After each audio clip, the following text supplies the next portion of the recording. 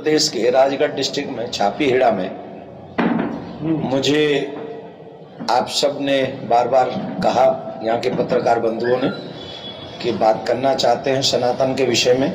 तो आप सबकी जानकारी के लिए बता दें, जैसे कि आप सभी जानते हैं भगवान श्री राम 500 साल बाद, त्रेता युग में तो भगवान श्री राम 14 वर्ष के लिए वन में गए थे, पर आफ्टर द्वापर युग कलकाल के सनातनियों की थोड़ी सी मैं कहूँगा कि इतने धर्म के प्रति जागरूक नहीं हुए कि 500 साल लग गए और भगवान श्री राम 500 वर्ष अपने स्थान से वंचित रहे और लड़ाइयां लड़ते रहा सनातनी।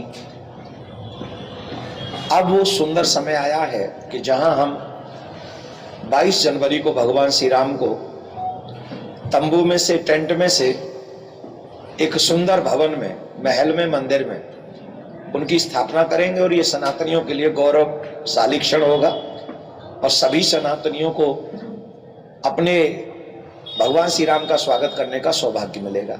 एक प्रार्थना कर दूं कि हर सनातनी उस दिन भगवान श्री राम के विषय में खुद भी जाने, अपने बच्चों को भी जनाए, और मैं तो एक और प्रार्थना करता हूं 22 जनवरी को सरकारी छुट्टी घोषित कर देनी चाहिए, जिससे प्रत्येक सनातनी राम को जानने का प्रयास कर सके।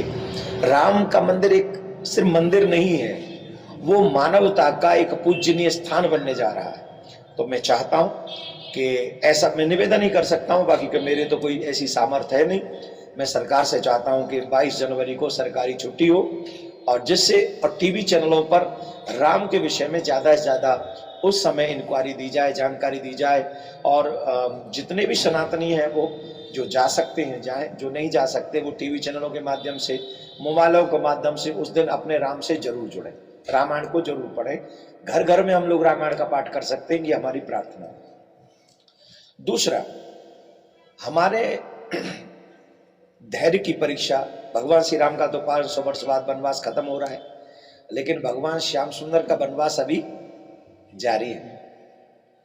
भगवान श्याम सुंदर अभी भी अपने गर्भाशय में नहीं है, मीन्स जहां गर्भगृह है, जहां पर भगवान श्री राम का, भगवान श्याम सुंदर का प्राकट्य हुआ था, जो कंस की कारागार थी, वहां आज भी भगवान श्री कृष्ण की पूजा नहीं होती, वहां आज सनातनी जा नहीं सकते। इसी कार्य को लेकर भगवान श्री राम के प्राकट्य के बाद, मंदिर के निर्माण के बाद, हम सभी सनातनियों से एक और प्रार्थना करेंगे। हाई कोर्ट में, सुप्रीम कोर्ट में सुनवाई होने जा रही कृष्ण जन्मभूमि की, ईदगाह की सर्चिंग की, कि वहां पर सर्च होना चाहिए, वहां पे जाके परीक्षण होना चाहिए, वहां एसआई के द्वारा ऐसी जांच हो जिस जांच में पता चल सके कि वो स्थान किसका है। और मैं दावे से कहता हूं, जैसे ज्ञानवापी में सनातनी सबूत निकले, वैसे ही ईदगाह में भी सनातनी सबूत निकलेंगे। दूसरा, आगरा की जामा मस्जिद में जो भगवान श्री कृष्ण की बाल लीला, भगवान गोविंद की जो मूर्तियां हैं, छवियां हैं, जिन्हें औरंगजेब और उनके दुष्ट शागिर्द लोग मंदिर तोड़ने के बाद लेके गए थे, जिसपे हमने एक केस भी करवा रखा है, लड़ाइयां जारी हैं, उसकी भी 8 जनवरी है, उस केस की भी 8 जनवरी है। हाई कोर्ट ने ऑर्डर दिया है, हाई कोर्ट ने ऑर्डर दिया है आगरा कोर्ट को कि उसे भी 6 महीने के भीतर भीतर पूरा किया जाए, पता किया जाए कि वहाँ क्या सिस्टम है।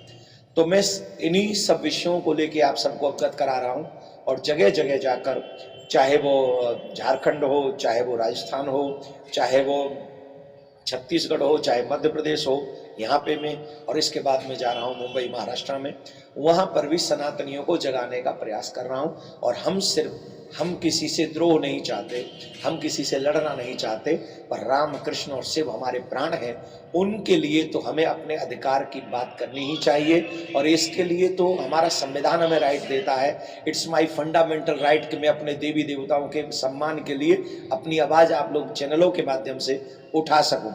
अभी आज इसी के लिए बहुत बड़ी सनातन यात्रा, कृष्ण जन्मभूमि का निर्माण हो, कृष्ण जन्मभूमि मुक्त हो, जामा मस्जिद की जांच हो, इन सब विषयों को लेकर एक बहुत बड़ी यात्रा आज शाम को आफ्टर कथा यहाँ इस छापीहेड़ा मध्य प्रदेश में निकलेगी। मैं आप सब चैनल वालों से भी निवेदन करूंगा, आप सब सनातनी हैं, आप हमारे दर्द को समझिए, आप हमें समझिए। हम किसी से फाइट नहीं चाहते, पर अपने कृष्ण भूमि को मुक्त चाहते हैं। अपने कन्हैया को पैरों तले उछलते हुए अब हम नहीं सह सकते।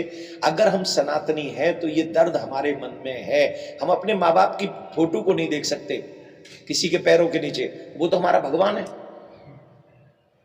तो उनकी छवि हम कैसे देख सकते हैं? आप भी सनातनी होंगे, पत्रकार तो है ही है। कौन दर्द ये बर्दाश्त करेगा? न किसी नेता को यह दर्द बर्दाश्त होना चाहिए, चाहे वो किसी भी पार्टी में हो, ना ही किसी वकील को ये बर्दाश्त होना चाहिए, चाहे ना ही किसी जज को, ना ही किसी बिजनेसमैन को। ये सनातनियों को किसी को भी बर्दाश्त नहीं होना चाहिए। इसे जगाने का प्रयास हम कर रहे हैं और इसी के चलते हुए आज आप सब पधारे, आप सबका स्वागत है। धन्यवाद। महाराज जी, जैसे अयोध्या में रामलला विराजमान होने वाले, निमंत्रण आया है आपके पास, क्या आप वहाँ जाएंगे, क्या तैयारी है उसके लिए? आप देखिए, रामलला का प्राकट्य हो रहा है, ये हम सब सनातनियों के लिए बहुत गौरव की बात है। त्रेता युग का उत्सव फिर भी छोटा रहा होगा, ये उत्सव तो हम सब के लिए बहुत बड़ा उत्सव है और हर सनातनी के लिए उत्सव है। माथे पे तिलक, गले में घंटी, हाथ में कलावा, द्वार पे बंधनवार। हर सनातनी के घर में घी के दिए जलने चाहिए उस दिन। किसी के अपमान के लिए नहीं, अपने राम के स्वागत के लिए जलने चाहिए।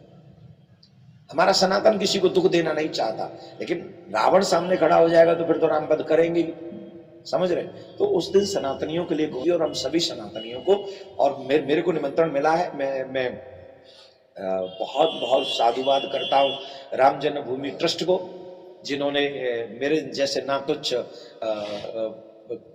कुछ भी नहीं हूँ, अधम से अधम आदमी हूँ मैं, इसके बावजूद भी उन्होंने मुझे कहा कि आप निमंत्रण भेजा है, और मेरा ये सौभाग्य होगा कि मैं वहाँ पहुँचूंगा।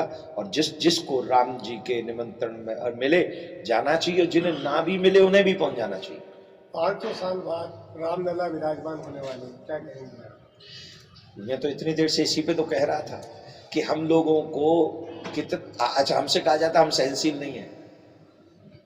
हम सहनशील नहीं है, हम नहीं है, हम सहनशील नहीं है। जो अपने भगवान को भी 500 साल का वियोग बर्दाश्त करते, हम लोग उनका अपमान सहते, हम सहनशील नहीं है। कुरान के ऊपर एक शब्द कोई बोल देता है तो फ्रांस में उसका सर कलम कर दिया जाता है। हम तो किसी के धर्म का अपमान नहीं करते, फिर वो नीतियां, वो विचार, वो कर्म कहां से आते हैं जो हमारे भगवान की छवियों को जामा मस्जिद की सीढ़ियों में गाड़ देते हैं, हमारे भगवान के मंदिर तोड़े जाते हैं? वो विचार कहां से आते हैं? वो कौन सा ग्रंथ है जो दूसरों के धर्म का अपमान करना सिखाता है?